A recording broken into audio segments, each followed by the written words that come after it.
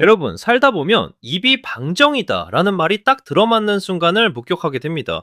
보통은 그냥 친구끼리 말실수하고 꼴밤 한 대 맞으면 끝날 일이지만 이게 국가 간의 문제, 그것도 전 세계 짱들이 모여있는 이 살벌한 지구고등학교에서 벌어진 일이라면 이야기가 완전히 달라집니다.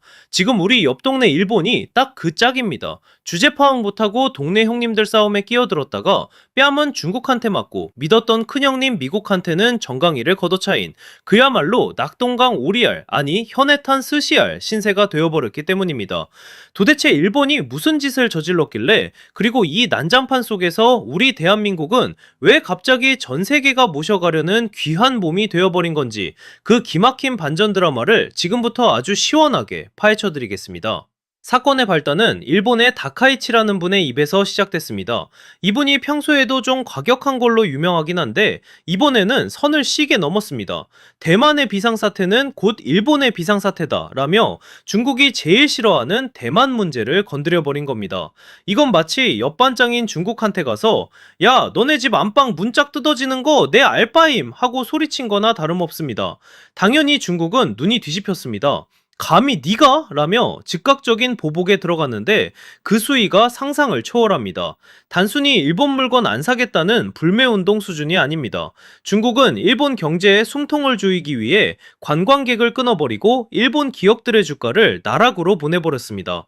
일본 백화점과 여행사들은 지금 곡소리가 절로 나오는 상황이죠. 하지만 진짜 무서운 건 따로 있습니다. 중국이 갑자기 역사책을 꺼내들더니 야, 너네 오키나와 있잖아. 그거 원래 류큐 왕국이라고 독립국이었는데 너네가 꿀꺽한 거 아니냐? 라며 일본 영토의 정당성 자체를 흔들기 시작했습니다. 이건 일본 입장에서 보면 거의 핵폭탄급 발언입니다. 오키나와에는 주일 미군의 핵심 기지들이 몰려 있거든요. 중국이 작정하고 일본의 가장 아픈 아킬레스건을 뭉개버리겠다고 선전포고를 한 셈입니다. 자, 상황이 이쯤 되면 일본은 당연히 누구를 찾겠습니까? 바로 자기네 큰형님 미국입니다.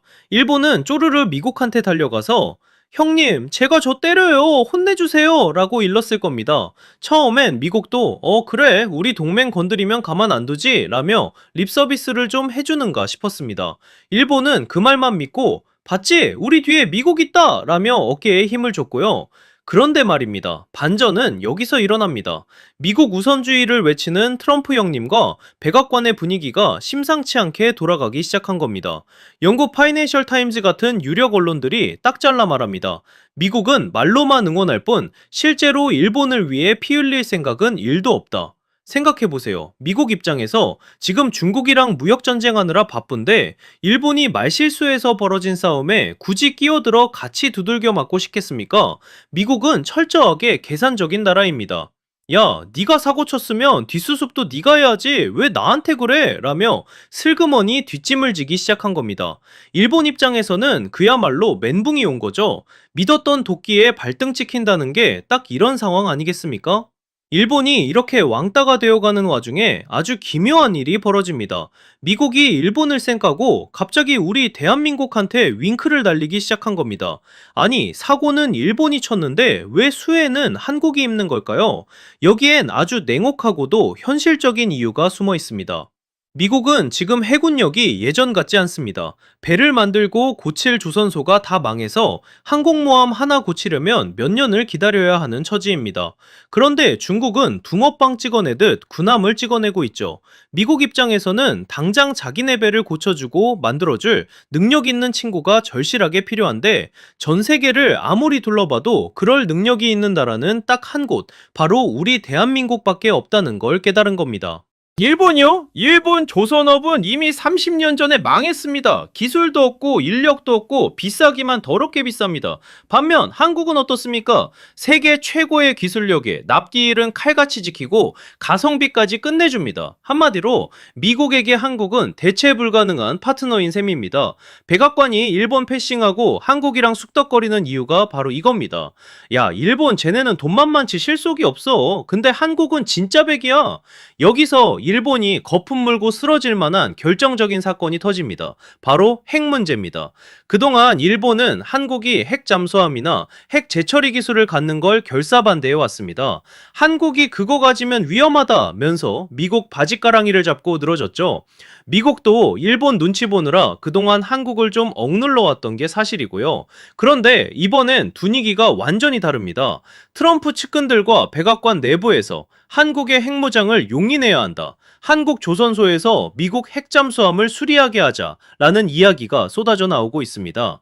심지어 북한 문제를 다룰 때도 일본은 쏙 빼놓고 한국하고만 이야기하겠다는 시그널을 보내고 있습니다. 이게 무슨 뜻이냐? 미국은 이제 북한을 견제하는 역할을 일본이 아니라 한국에게 맡기겠다는 겁니다. 일본은 그동안 돈은 돈대로 수천억 달러씩 갖다 바치면서 미국 무기 사주고 충성 맹세를 했는데 정작 중요한 전략적 파트너 자리는 돈도 훨씬 적게 쓴 한국에게 뺏겨버린 꼴이 됐습니다. 일본 입장에서 생각해보면 진짜 억울해서 잠이 안 올 겁니다. 자기들은 FMS라고 해서 미국이 부르는 대로 돈 다 주고 무기 사는데도 찬밥 신세고 한국은 이거 기술 이전 안 해주면 안 사요 라며 튕기는데도 미국이 알았어 다 해줄게 제발 우리 배 좀 고쳐줘 라며 매달리고 있으니까요. 이게 바로 호구와 실력자의 차이 아니겠습니까? 지금 한국은 그야말로 꽃놀이패를 쥐고 있습니다. 중국은 일본 때리느라 바빠서 한국한테는 너는 일본 편들지 마라 라며 은근히 눈치를 보고 있고 미국은 중국 견제하려고 한국한테 우리랑 더 친하게 지내자 라며 러브콜을 보내고 있습니다. 일각에서는 한국도 일본 편들어서 중국이랑 싸워야 하는 거 아니냐 라고 훈수두는 사람들도 있는데 천만의 말씀입니다. 이건 일본이 자초한 일입니다. 우리가 굳이 남의 싸움에 끼어들어 피볼 이유가 전혀 없습니다. 우리는 그저 이 상황을 즐기며 국익을 챙기면 그만입니다. 미국 함정들이 한국 조선소에 들어와서 수리받고 그 대가로 우리는 핵추진 잠수함 기술 받아내고 미사일 사거리 제한 풀고 방위비 협상에서도 유리한 고지를 점령하면 됩니다. 트럼프 형님이 아무리 계산적이라 해도 당장 아쉬운 건 미국입니다. 한국 없으면 미국 해군은 고철 덩어리가 된 배들을 띄울 수가 없으니까요. 결국 국제사회는 냉정합니다. 우리 친하잖아 라는 감성파리는 통하지 않습니다. 오직 실력과 가치만이 대우받는 세상입니다. 일본은 돈으로 우정을 사려고 했지만 실패했고 한국은 실력으로 필요성을 증명해서 승리하고 있습니다. 지구고등학교에서 맨날 공부만 하고 조용히 기술 닦던 한국이 이제는 전교 1등 미국도 함부로 못 대하고 오히려 의지해야 하는 핵인싸가 되었습니다. 일본이 저기 구석에서 훌쩍거리고 있을 때 우리는 당당하게 미국의 파트너로서 태평양을 호령할 준비를 마쳤습니다. 지금 벌어지고 있는 이 통쾌한 외교 반전 드라마 정말 가슴이 웅장해지지 않습니까? 앞으로도 우리 대한민국이 그 압도적인 기술력과 현명한 외교로 저 거만한 강대국들 사이에서 보란듯이 더 높이 비상하기를 응원합니다. 오늘도 가슴 벅찬 소식 전해드리며 저는 다음 영상에서 더 화끈한 이야기로 찾아오겠습니다. 여러분들의 구독과 좋아요, 댓글은 저를 더욱더 성장시킵니다. 시청해주셔서 감사합니다.